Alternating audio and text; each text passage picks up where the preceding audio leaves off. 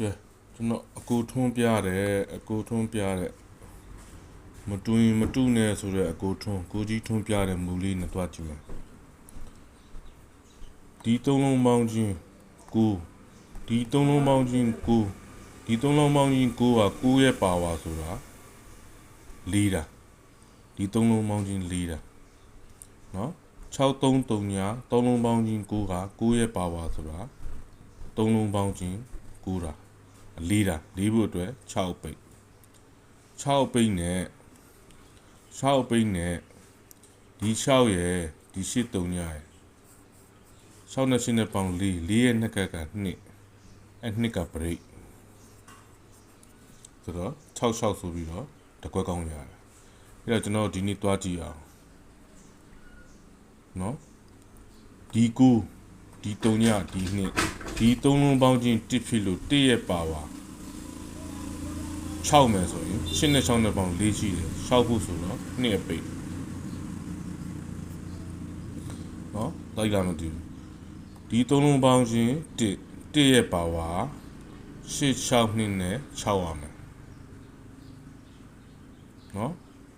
ဆိုတော့2ရဲ့ပိတ်ရပါတယ်2ရဲ့ပိတ်မှာကျွန်တော်တို့ break ထပ်ရှုံဒီ80နှစ်နဲ့ဒီ6နဲ့6နဲ့8နဲ့ပေါင်း4 4နဲ့2နဲ့ပေါင်း6ရဲ့နှစ်ခက်က9ဒီမှာ9 break ဆိုတော့တကွက်ကောင်း80နှစ်နော်ကြိုင်ထိုး80နှစ်နော်80နှစ်9 break တကွက်ကောင်းနော်ညီလားမတူဘူးနော်ဒီ3လုံးပေါင်းချင်း9ဒီ3လုံးပေါင်းချင်း9လို့9ရဲ့ပါဝါဆိုတာဒီ3လုံးပေါင်း4တာနော်6 8 3ညဒီ3လုံးပေါင်းချင်း4ရဲ့နှစ်ခက်က2တာ66ဆိုတော့ဒီ3လုံးပေါင်းချင်း1ဒီ3လုံးပေါင်းချင်း1က1ရဲ့ပါဝါဆိုတာဒီ3လုံးပေါင်းချင်း6တာ8ရှိတယ်6ရှိတယ်4ရှိတယ်6ဖြစ်ဖို့2အပိတ်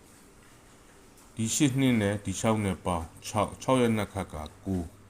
9 break 80နှစ်ကြိုင်ကစား